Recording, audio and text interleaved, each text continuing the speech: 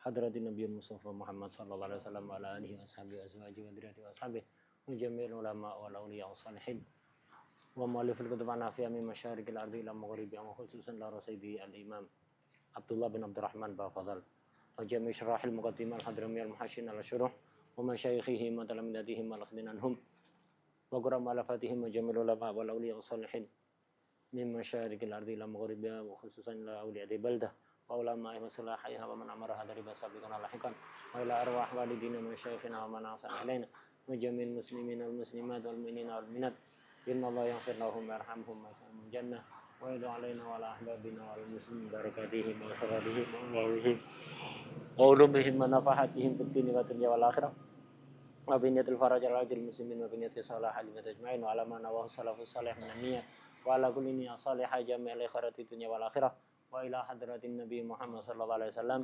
Al-Fatihah.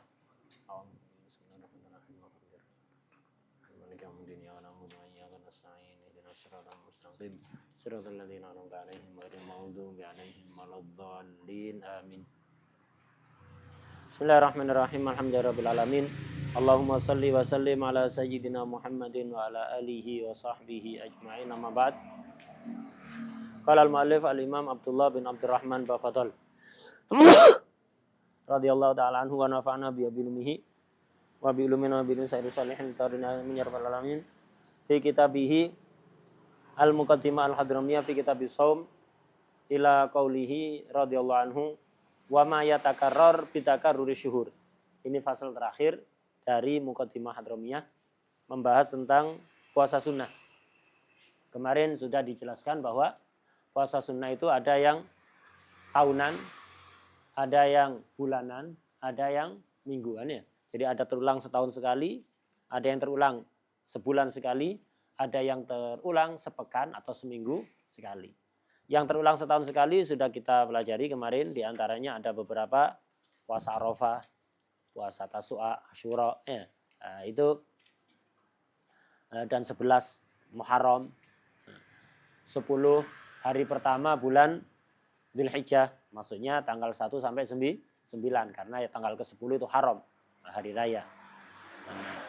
Kemudian puasa 6 hari Syawal. Nah, ini terulang setiap tahun ini. Nah, sekarang kita akan masuk yang bagian kedua, yaitu wa ma yatakarrar bi takarruri syuhur. Jadi puasa yang terulang setiap bulan. Jadi sunnah dan akan terus berulang setiap bulan. Wahya ayyamul bid, yaitu hari-hari al-bid. Al-bid itu jamaknya abyad. Ya, jamaknya abyad, putih. Hari-hari yang putih artinya yang malamnya itu terang benderang. Apa itu? Wahya salisa asyar, warrabi'a asyar, wal khamisa asyar min kulli syahrin. Tanggal 13, 14, 15 setiap bulan. Malamnya akan terang. Kenapa? Waktunya purnama. Purnama itu paling terang malam berapa? Malam 14. Bukan malam 15. Jadi purnama itu malam 14 itu paling terang. Mengalahkan malam 15. Jadi paling terang itu malam 14. Nah, jadi ini sunnah ini puasa. Siangnya itu disunnahkan untuk puasa. Jadi malam mencari tanggal 13, 14, dan 15. Kenapa? Karena ini diperintahkan secara khusus oleh Rasulullah SAW kepada Sayyidina Abu Dzar radhiyallahu anhu. Untuk kehati-hatian, itu juga puasa tanggal 12. Untuk kehati-hatian puasa tanggal 12 karena khawatir penetapan awal bulannya enggak pas ya. Khawatir penetapan awal bulannya enggak pas. Kayak sekarang kita Ramadan. Tanggal berapa sekarang? Ihtimal 11, ihtimal 12 ya. Ihtimal 11, ihtimal 12. Gitu. Walaupun sesuai dengan kaidah yang ada karena tidak ru'yatul hilal tidak terlihat, maka ya kita genapkan. Nah, ini kan secara zahir kan ya. Hakikatul amr indallah wallahu a'lam. Wallahu a'lam. Karena itu tidak usah saling menyalahkan.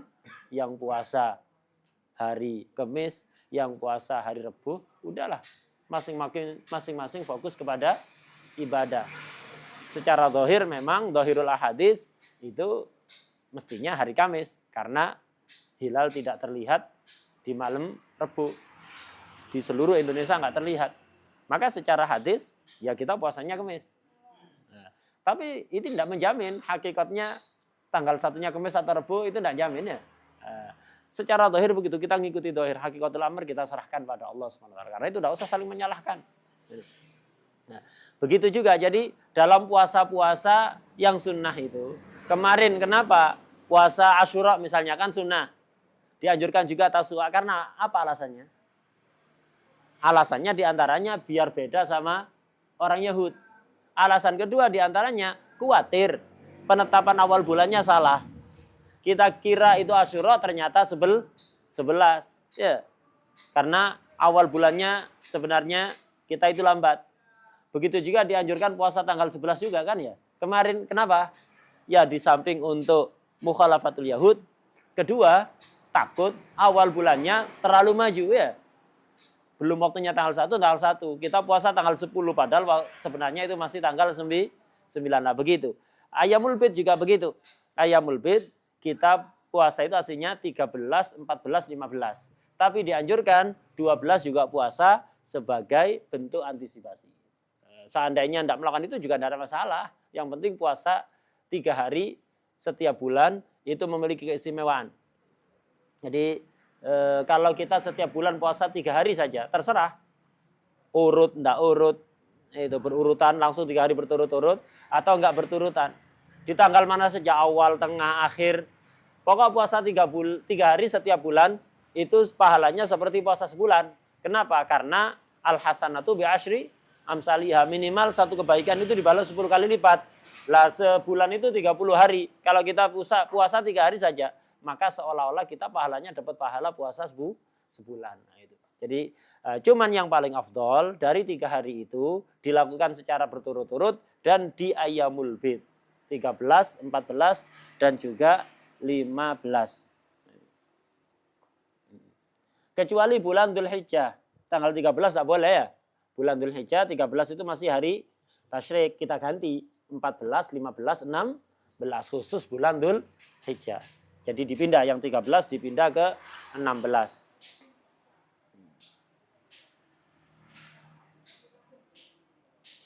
Aslinya yang dianjurkan kan itu tadi. Setiap bulan kita puasa 3 hari minimal. Biar dianggap puasa sebulan.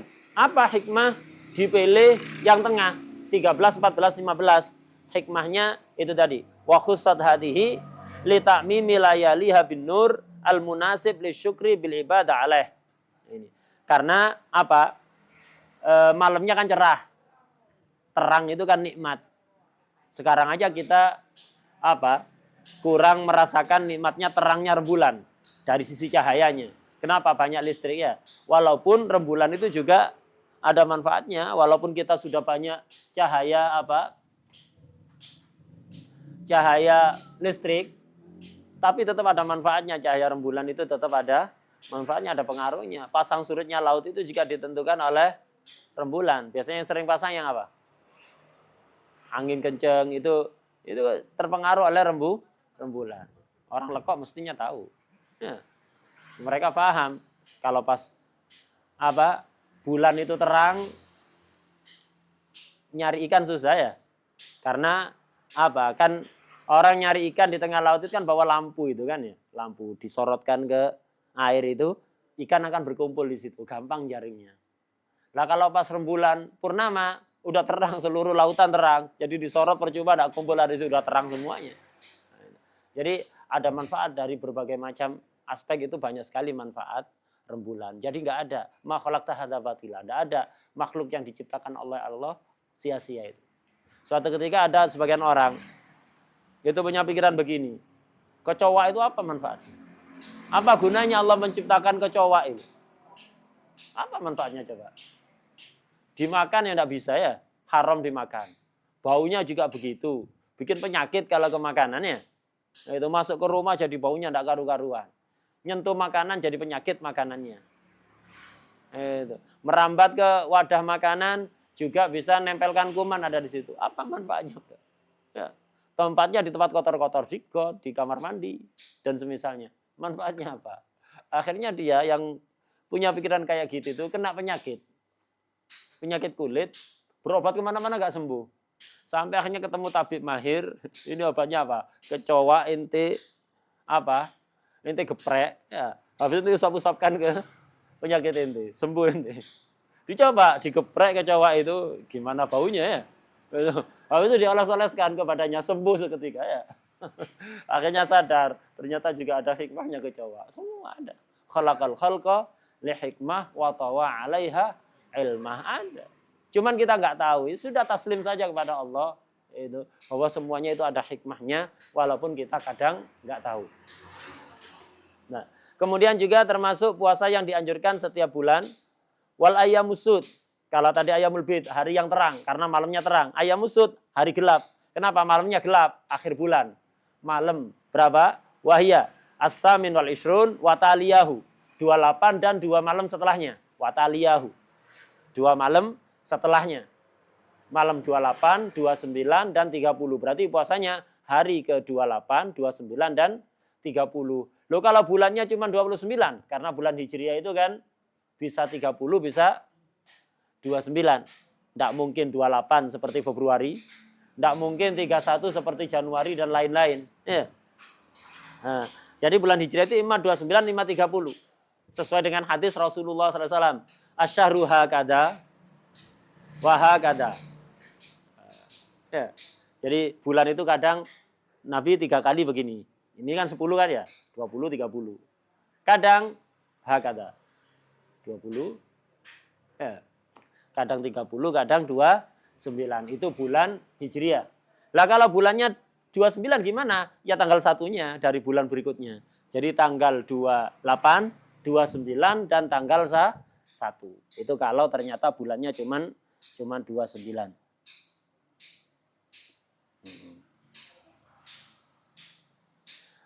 Akhirnya kalau antum puasa 28, 29 dan 1 dapat 2 pahala itu.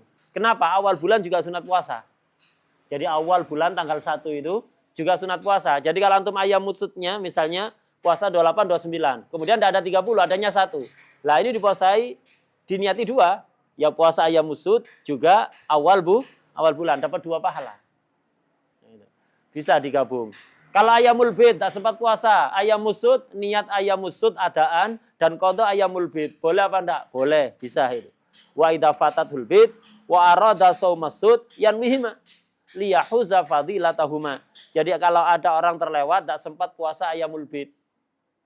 Ayam musud puasa, niati 2. Niati puasa ayam musud adaan, niati puasa ayamul bid qadaan. Niat 2, dapat 2 pahala. Sama kayak kemarin puasa 6 hari Syawal. Diniati 6 hari Syawal plus puasa Senin Kemis plus qada plus yang lain boleh itu ya? Boleh. Bisa digabung. Kalau tadi ayamul bid disebut ayamul bid terang, kenapa? Malamnya terang purnama. Ayam musud kenapa disebut ayam musud? Karena malamnya nggak ada rembulan. Nggak kelihatan biasanya tanggal-tanggal itu nggak kelihatan. Gitu. Jadi gelap sekali.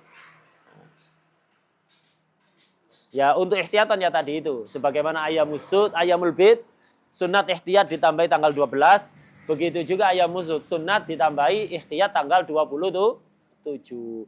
Dan puasa ayam musud ini mujarrab untuk menghilangkan gelapnya hati. Gelapnya hati itu dengan apa? Dengan ar-radha'il, sifat-sifat tercela. Ujub, kibir, hasad, riya, hikid, dan seterusnya itu. Nah, itu diantara cara untuk menghilangkan sifat-sifat tersebut, puasa ayam musud. Ayam musud kan gelap kan ya? Nah, hati gelap. Puasa ayam musud, biar kita nanti selalu kita diberi cahaya. Walaupun dunia gelap, tapi kita diberi cahaya. Ya, nah, begitu juga biar hati kita bercahaya. Jadi sangat mujarab untuk menghilangkan sifat-sifat tercelanya hati.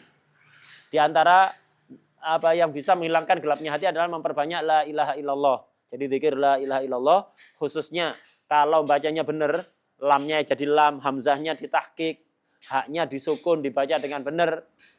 Itu apalagi dengan memejamkan mata di tempat yang sunyi, kemudian suara kita angkat.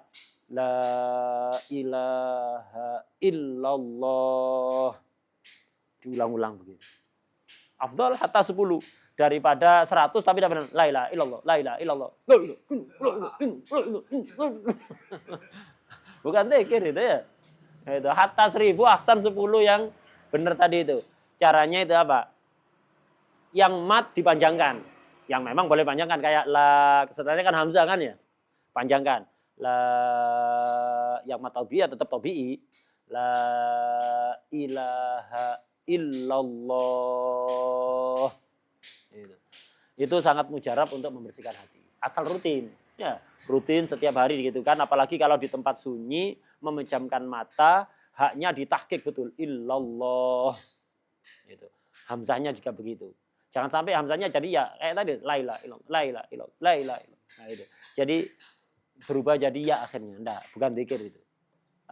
Kalau Habib Ahmad bin Hasan Al-Attas gitu. La ilaha illallah sampai habis nafas, kemudian tahan. Tahan sekuatnya. Habis itu baca lagi. Itu sangat mujarab membersihkan kotornya hati dan ngusir bisikan-bisikan jelek dari setan. Setan enggak betah. Kenapa? Setan itu kan masuk ke dalam tubuh kita, mengikuti aliran darah. Lah kalau kita zikir seperti itu, menjadi sempit. Setan enggak betah, akhirnya keluar. Ya, enggak kuat, panas. Darahnya itu jadi panas. Enggak kuat ya, akhirnya pergi setan itu. Nah, itu diantaranya. Diantaranya juga sering dulu Habib Salim Syatiri itu mengijazahkan untuk baca 3 surat yang enggak ada kafnya. Setiap pagi dan sore masing-masing 3 kali. Salasun ma fihinna kaf wa fihinna apa? Wa ma fihinna kaf. Jadi salasun ma fihinna kaf wa ma fihinna kaf. Ada 3 surat enggak ada kafnya. Tapi kandungannya kafin, mencukupi untuk segala urusan. Di antaranya untuk pembersihan hati. Apa? 3 surat enggak ada kafnya. Wal asr. Terus li ilafi Quraisy. Terus Qul a'udzu birabbil falaq. Coba diteliti ada kafnya. Kalau ketemu tak kasih hadiah. Ya. Ayo, 3 surat itu cari kafnya. Kalau ketemu separuh kaf aja. Jangan kan 1 ya. Setengah kaf tak kasih hadiah. Wal asr, li ilafi Quraisy sama Qul a'udzu birabbil falaq. Masing-masing 3 kali pagi dan sore. Itu kata Habib Salim Syatiri. Itu sangat mujarab untuk membersihkan hati. Ya, kita harus ada upaya membersihkan hati itu, yaitu tadi apa? Puasa ayam musud. Kemudian zikir la ilaha illallah yang banyak. Kemudian baca 3 surat yang enggak ada kafnya ini masing-masing 3 kali setiap pagi dan sore. Sebentar, 2 menit selesai. Nah, 2 menit atau 5 menit, enggak sampai 5 menit. Nah, ringan. Nah, istighfar juga banyak. Nah, di antara yang paling mujarab apa? Sering duduk di hadapan seorang guru yang hatinya bersih. Itu nulari. Nah, ini yang paling cepat. Dibanding amal-amal yang lain, yang paling cepat itu duduk di hadapan guru yang hatinya bersih. Apalagi kalau kita sampai punya tempat di hati orang tersebut. Kenapa? Kebaikan akhlak kita akhirnya membuat guru itu senang pada kita. Akhirnya kita selalu ada di hati dia. Dengan kita ada di hati dia, setiap guru itu mendapatkan anwar, asrar dari Allah. Mau tidak mau kita kena. Kenapa? Kita ada di hatinya. Ketularan. Ketularan khaufnya, kebersihan hatinya, mahabbahnya pada Rasulullah SAW. Itu ketularan paling cepat. Makanya kan beliau sering menjelaskan, asyah itu apa? Yutawil masafat. Jadi meringkas jarak tempuh. Jadi kalau kita punya seorang guru yang apa? Menggabungkan antara ilmu zahir dan batin, itu bisa meringkas jarak tempuh yang mestinya kita tempuh dalam waktu yang jauh dengan mujahadat yang berat, bisa cepat. Untuk mahabbah kepada Rasulullah SAW, kalau hanya baca buku, lama. Kalau hanya baca buku.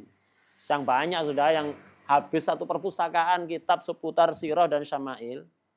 Kalau tidak duduk di hadapan guru yang mahabbahnya kuat pada Nabi, itu lama. Bisa, tapi lama. Ya. Paling cepat yaitu duduk di hadapan orang yang muhib di Rasulullah SAW. Nular. Mahabbah itu nulari. Sebagaimana bughd itu juga nulari. Antum tidak usah lama sudah. Seminggu aja. Kumpul sama orang-orang yang benci pada Ahlul Bait itu. Seminggu aja sudah ketularan akan benci pada Ahlul Bait. Walaupun tidak benci, takdimnya antum kurang. Dijamin sudah. Seminggu aja, tidak usah sebulan. Bahkan kadang-kadang nggak usah seminggu. Antum ikut seminar, narasumbernya mereka. Dari pagi sampai malam. Ketularan. Walaupun tidak sampai buget, mahabbahnya kurang. Mau tidak mau. Buget itu nulari, mahabbah juga nulari. Sering-seringlah kumpul dengan muhibbin. Muhibbin pada Rasulullah SAW. Pada ahlul bait, pada sahabat. Ketularan. Jangan kumpul sama mubghidin. Enggak, saya cuma belajar ilmunya. Ajib kalau jelaskan. Iya, nanti ilmunya nular, bugetnya juga nular. Naudzubillah min dzalik. Ya. Buat apa ilmu ma'al buget? Itu. Jadi, padahal Rasulullah SAW mengatakan, la imana liman la mahabbatalah. Nggak ada iman bagi orang yang nggak ada mahabbah dalam hatinya. Seluas apapun ilmunya, nggak ada mahabbah. Mahabbah pada Rasulullah, mahabbah pada ahlul bait, mahabbah pada keluarga Nabi, pada sahabat Nabi, mahabbah kepada sesama muslim. Nggak ada mahabbahnya, egois. Sealim apapun orang egois, tidak bakalan jadi wali, taraf paling rendah tidak bakalan. Mukmin aja tidak layak disebut mukmin.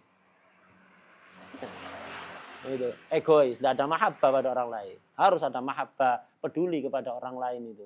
Nah, ini asas pondasi utama agama kita itu. La imana liman la mahabbatalah.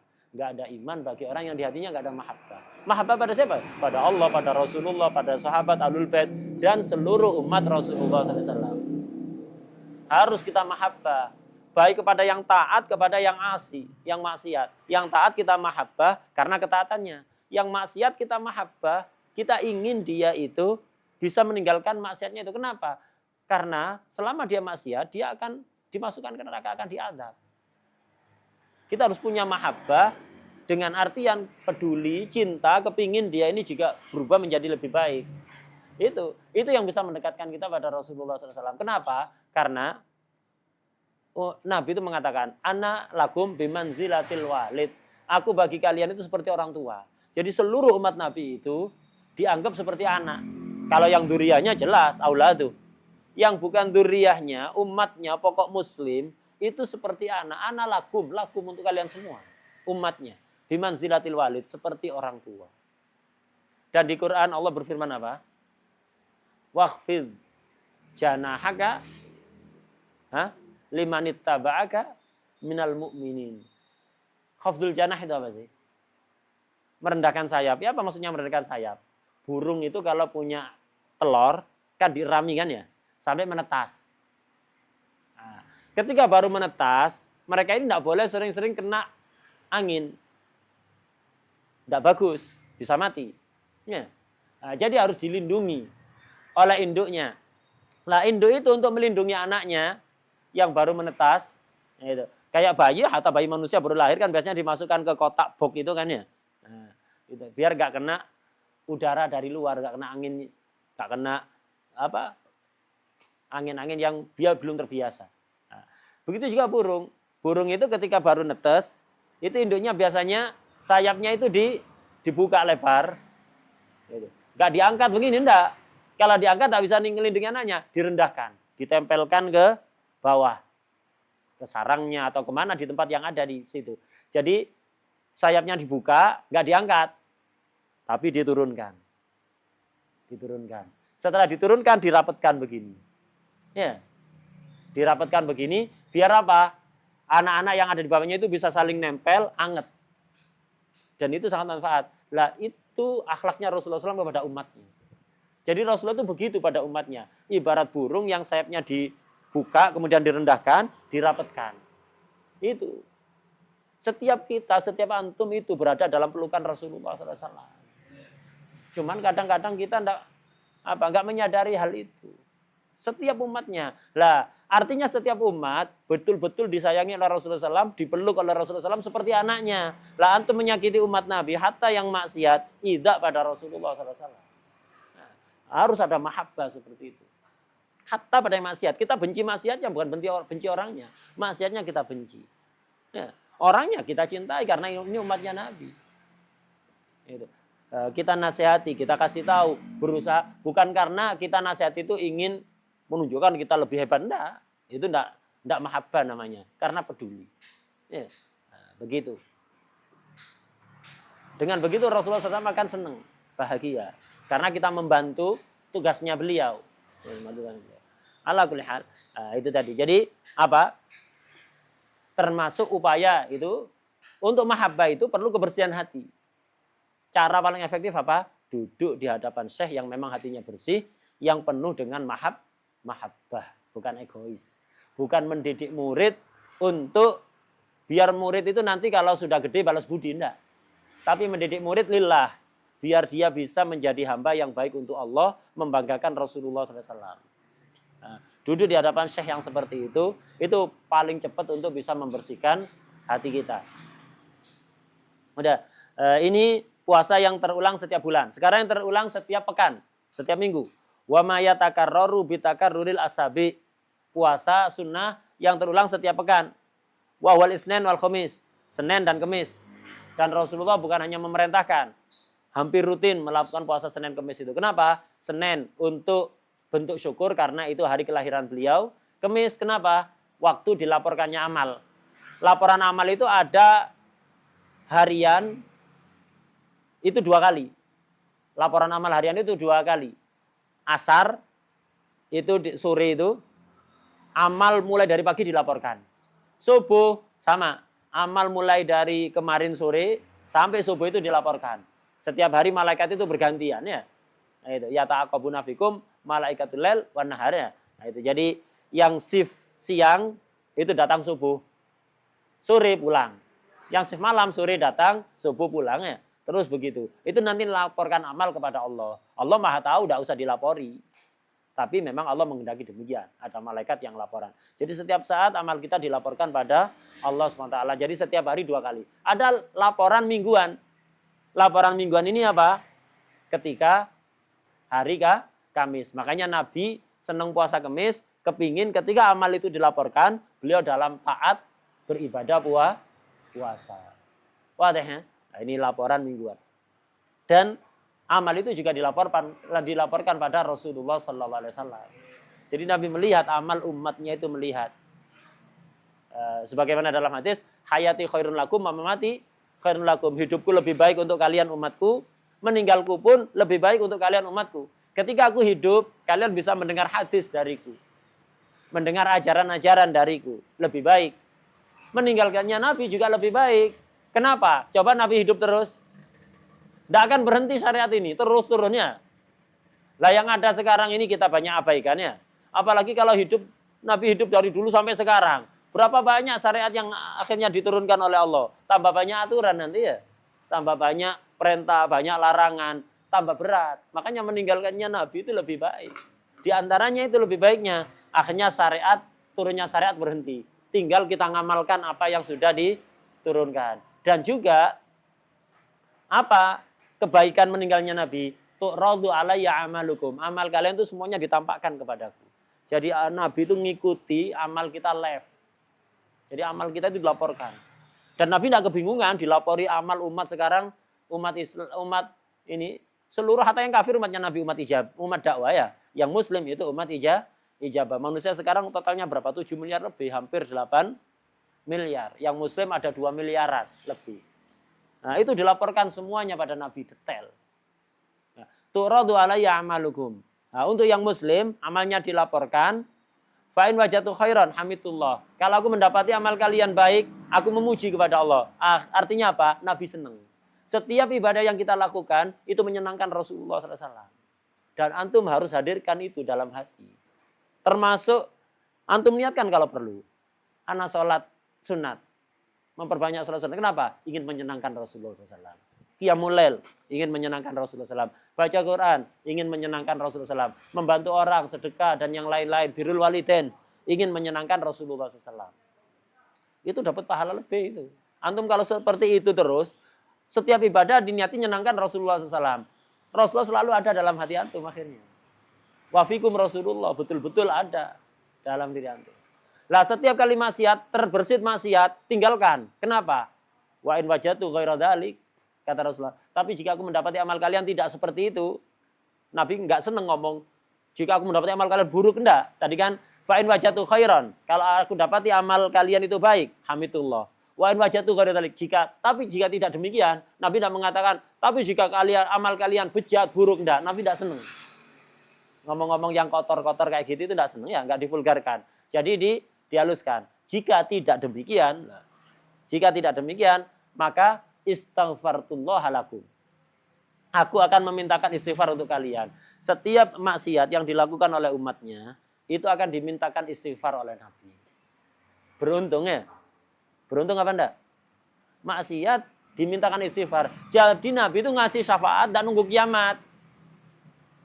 Khilafan lil juhala. Walhamdulillah ya. Beda dengan orang-orang bodoh yang nggak kenal Rasulullah SAW itu. Nggak usah muji-muji Nabi. Nggak usah lebay dalam muji Nabi. Memperbanyak salat pada Nabi. Nggak usah. Nabi sudah meninggal. Syafaatnya nanti di akhirat. Enggak. Kita enggak begitu. Nabi ketika belum lahir ke dunia, sudah ngasih syafaat untuk umatnya. Nabi ada di dunia, ngasih syafaat. Nabi di kuburan ngasih syafaat. Dan sampai kapanpun, enggak ada berhentinya. Sampai kapan? Enggak ada batasnya. Hatta umat yang sudah masuk surga, masih disyafaati oleh Nabi. Lo syafaat apa? Orang di surga itu terus naik, enggak tetap. Misalnya, lo fulan, ente kok di sini? Waktunya naik ente. Nabi yang nyafaati. Jadi surga itu pun level-level. Yang memberikan syafaat untuk naik makom, itu Rasulullah SAW. Tidak ada batasnya. Kehidupan surga sampai kapan? Ada batasnya? Ilal abad, selama-lamanya. Nggak ada akhir. Artinya Nabi ngasih syafaat untuk umat, tidak ada akhirnya. Kepeduliannya Nabi itu tidak ada batasnya sampai akhir. Karena apa? Nabi itu madhar rahmatnya Allah Subhanahu Wa Taala. Rahmatnya Allah tidak terbatas ya. Nah, begitu. Karena itu apa? Setiap maksiat kita beruntung punya Rasulullah SAW. Umatnya Rasulullah disyafaati, dimintakan istighfar dari kuburan. Tapi perlu antum ingat, jangan hanya seneng aja. Seneng apa enggak? Maksiat diistighfarkan oleh Rasulullah. Seneng apa enggak? Seneng kan ya? Tapi antum juga harus mikir, jangan hanya mikir senengnya antum. Maksiatnya antum itu membuat Rasulullah sedih nangis. Kapan kita membahagiakan Rasulullah SAW? Rasulullah selalu membahagiakan kita. Kita maksiat pun dimintakan istighfar. Tapi antum sadarlah, maksiat antum itu membuat Nabi nangis, sedih. Di kuburan Nabi nangis, sering nangis. Nangis mintakan istighfar. Lah antum seneng terus-terusan kayak gitu. Nabi menyenangkan kita minta istighfar. Lah terus balasan kita membuat Nabi sedih nangis di kuburan. Nabi nangis kenapa? Takut umatnya masuk neraka. Jangankan umatnya yang muslim. Orang suatu ketika ada jasad, ada mayat orang Majusi diangkat. Mau dikubur. Majusi atau Yahudi. Nabi itu nangis. Sahabat herannya, Rasulullah kenapa Anda nangis? Ini jenazah bukan muslim. Dia orang kafir, nggak beriman pada Anda. Apa kata Nabi? Justru itu. Karena dia kafir, mati dalam keadaan kafir, aku nangis. Kenapa? Aku nggak boleh ngasih syafaat pada orang kafir. Aku nggak bisa menyelamatkan orang kafir. Seperti itu Nabi. Rahmatnya hatta kepada kafir. Nangis karena nggak bisa nyafaati sudah karena kafir. Lah apalagi rahmat pada umatnya. Pada pelepah kurma aja yang ada di mimbar nangis, Nabi memeluk, apalagi kita. Antum bangun malam, tawasul pada Nabi, nangis, minta bantuan pada Nabi, minta syafaat pada Nabi. Apa kira-kira tidak memeluk antum? Lu anak tidak merasa. Kita memang tidak pernah merasa, tidak punya rasa kok memang. Tapi Nabi datang. Pelepah kurma aja dipeluk, masa kita nggak dipeluk? Ya. Sallallahu alaihi wa ala alihi wasallam. Jazalana sayyidina Muhammadan sallallahu alaihi khaira. Jazalana sayyidina Muhammadan khaira ma jazan nabiyan an ummati.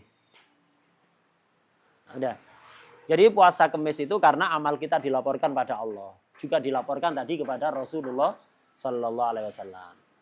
Udah, ini habis ini. Kemudian sekarang secara umum tetap bahas puasa sunnah. Wa yusannu shaumul ashhuril hurum. Sunnat puasa bulan-bulan mulia. Bulan mulia itu ada 4, yang 3 berurutan, yang 1 terpisah ya. Yang berurutan apa? Dzulqa'dah, Dzulhijjah, Muharram. Yang terpencar itu Rajab. Ya, Rajab. Ini sunnah diperbanyak puasa. Puasa Rajab bid'ah. Itu, bid'ah. Ya, puasa Rajab bid'ah. Ente sebelum ngomong, ente minum dulu. Ente itu tersedain. Ya, bid'ah. Tersedain. Minum dulu biar normal ente ya. Minum dulu baru Puasa Rajab bisa bid'ah itu gimana? Enggak ada dalil khusus. Lo terus ibadah itu semuanya harus dalil khusus gitu ta. Dalil itu, ini repotnya orang nggak punya ilmu. Dalil itu ada dalil am, ada dalil khas. Enggak harus khas. Dalil am itu cukup. Nabi itu menganjurkan puasa Ashurul Hurum. Rajab Ashurul Hurum apa enggak? Ashurul Hurum selesai. Berarti termasuk bulan yang dianjurkan untuk memperbanyak puasa sudah. Sebagaimana Dzulqa'dah, Dzulhijjah dan juga Muharram. Dan Nabi memperbanyak puasa, memerintahkan dan mencontohkan. Itu Rasulullah SAW. Jadi melakukan puasa di bulan-bulan mulia. Wahya, Dzulqa'dah, wa Dzulhijjah, wa Muharram, wa Rajab. Nah ini 4 ini. Rajab itu munsharif apa ghairu munsharif? Ada yang mengatakan munsharif mutlaqan. Ada yang mengatakan tafsil. Kalau Rajab muayyan, ghairu munsharif. Ya. Kalau pokok Rajab tidak muayyan, nakirah ya. Maka munsharif. Allahumma barik lana fi Rajab apa fi Rajabin. Pendapat pertama tadi mengatakan munsharif mutlaqan fi Rajabin. Baik Rajab muayyan atau ghairu muayyan sama-sama munsharif. Ada pendapat yang seperti itu. Ada pendapat kedua mengatakan enggak, dibedakan. Kalau yang dimaksud Rajab muayyan, Rajab tahun ini misalnya, maka ghairu munsharif fi Rajaba. Tapi kalau pokok Rajab, maka menjadi munsharif. Jelas ya? Nah, ada khilaf.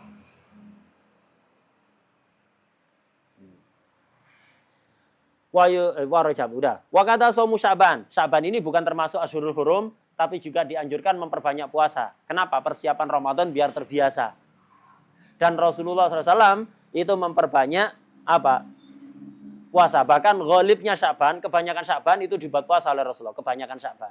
Yaitu untuk persiapan puasa di bulan Ramadan. Kalau Nabi hanya sekedar mencontohkan, karena Nabi kebiasaannya puasa. Nabi itu begitu.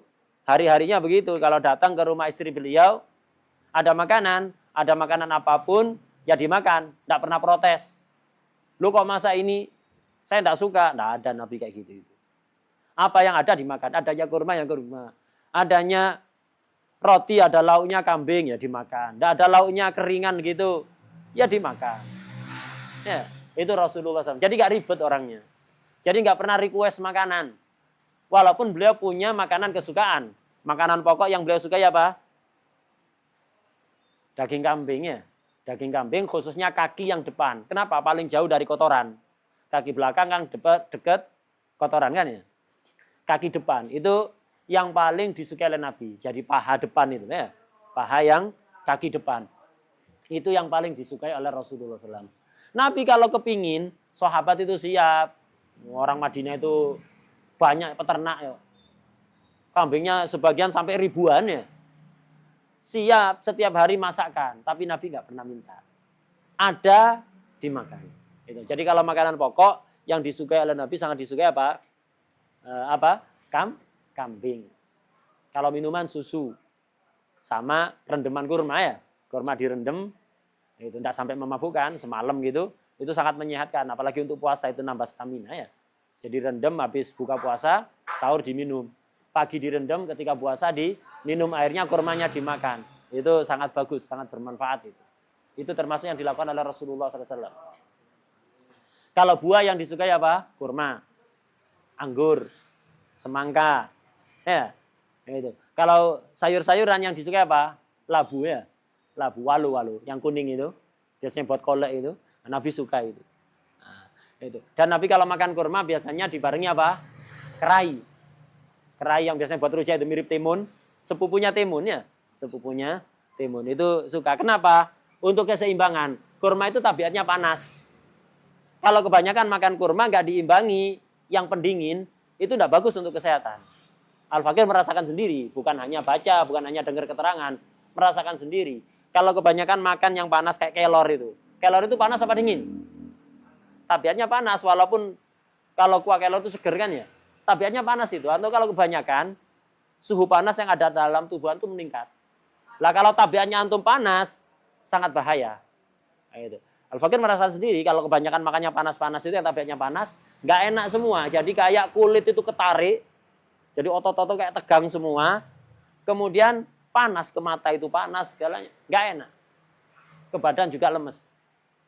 Nah, Nabi mengajarkan diimbangi. Kurma tabiatnya panas, kerai tabiatnya dingin. Jadi Nabi kalau makan kurma biasanya bareng kerai. Bukan bareng kurma tangan kanan, kerai tangan kiri gitu. Enggak kayak sebagian orang ya. makan tangan kanan, mustasna kerupuk, tidak apa-apa tangan kiri ya. Tidak ada mustasna ya, hatta kerupuk ya tangan kanan kalau makan.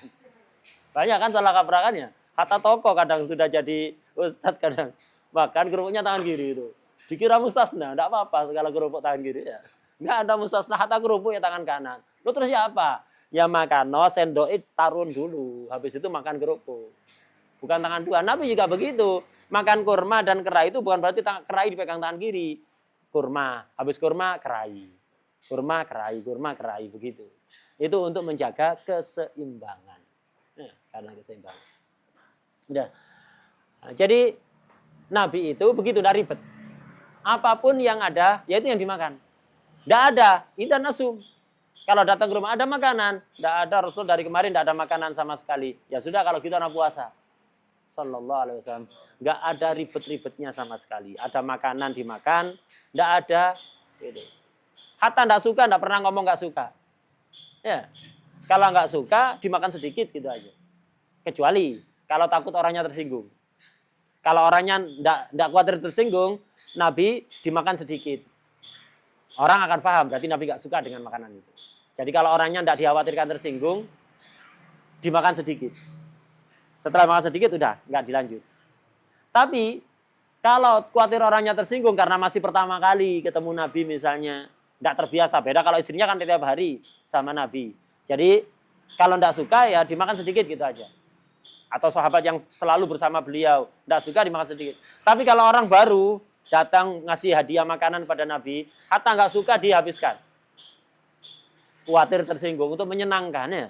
Pernah suatu ketika, sahabat itu mendapati hal yang aneh dari Rasulullah SAW. Nabi itu dikasih hadiah anggur. Orang-orang Madinah itu begitu. Kalau musim buah, yang pertama kali panen pertama kali itu, yang pertama kali dipetik, itu dibawa ke Rasulullah SAW. Untuk takdiman, dua, biar didoakan oleh Nabi. Itu kebiasaan orang Madinah. Bisa ditiru. Ya. Kalau panen apa di rumahnya antum, bawa ke ustadz atau kiai setempat, kasihkan, biar didoakan ya. Biar didoakan. Jadi kiai juga yang doakan. Makan doa jadi kiai. Yang seneng doakan orang ya. Doakan orang. Jadi Nabi itu biasanya, ini aneh kata sahabat, Nabi dikasih hadiah anggur, dimakan. Biasanya Nabi makan satu kali, habis itu dibagi-bagikan sahabat langsung habis. Ini enggak, Nabi makan. Dan nawari sahabat, dimakan sampai habis. Sampai sisa sedikit. Sampai habis. Enggak nawari sahabat. Sahabat heran, kok tumben Nabi itu biasanya makan, langsung nawari, dibagi-bagikan. Ini kok enggak nawari. Sampai orangnya senang, jazakumullah khair, terima kasih banyak, semoga berkah, didoakan, pulang orang ini. Pulang sahabat nanya, ya Rasulullah, kok tidak seperti biasanya? Biasanya Anda makan sedikit, habis itu dibagi-bagi. Ini kok dihabiskan sendiri? Iya, Anda tadi pas makan, sekali, dua kali, rasanya itu tidak karu-karuan anggurnya ya. Belum waktunya dipanen, asam sekali. Itu asam yang seperti itu, Nabi itu bisa jaga, wajahnya tidak berubah. Kalau kita refleks kan ya, makan asam langsung gitu kan ya. Nabi tidak bisa jaga, asam itu tetap dikontrol. Beliau senyum, masya Allah, zen itu. Jadi dihabiskan. Tadi itu asam sekali. Kalau anak makan bisa nahan, ente kalau makan tidak bisa nahan, ente pasti wajah itu berubah otomatis spontan. Anak khawatir orang ini tersinggung, dia sudah apa? Dengan kedermawanannya jauh-jauh datang ke sini ngasih hadiah, masa kita hancurkan perasaannya? Anak takut dia tersinggung. Makanya anak nawari kalian. Sekarang kalau mau coba kontol.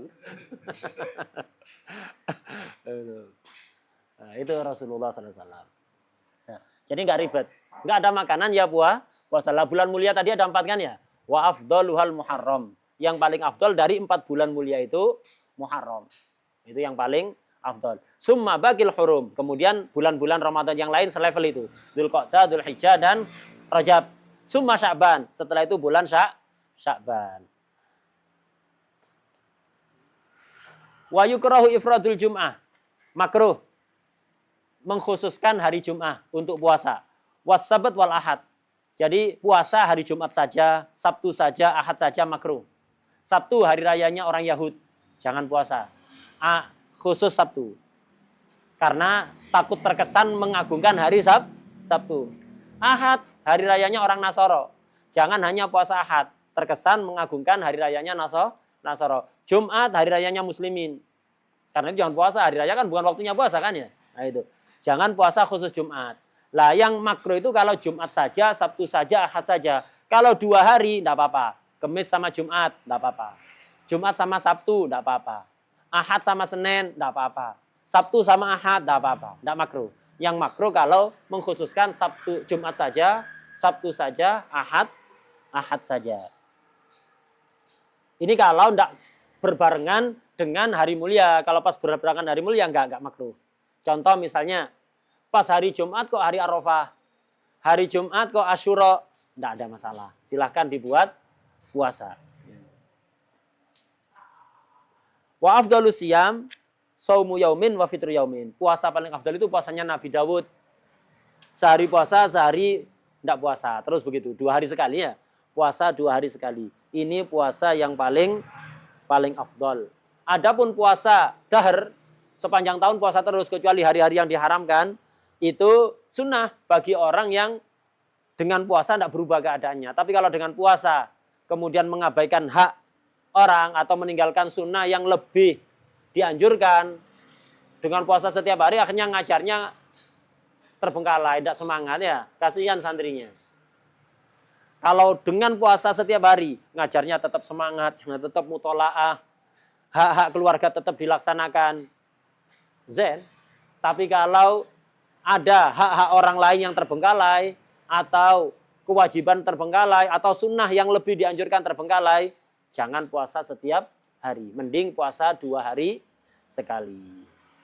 Minimal kita itu dianjurkan, yaitu tadi, setiap bulan puasa 3 hari. Terserah tanggal berapa saja, berurutan atau terpisah-pisah, itu yang paling minimal ya, minimal. Usahakan seperti itu. Alhamdulillah, habis bab puasa. Insyaallah kita besok masuk bab i'tikaf. Momennya pas ini. Ramadan itu dianjurkan untuk memperbanyak i'tikaf. I'tikaf itu dianjurkan kapanpun, tapi sangat dianjurkan untuk diperbanyak di bulan Ramadan. Insyaallah besok kita baca i'tikaf. Wallahu a'lam bishawab.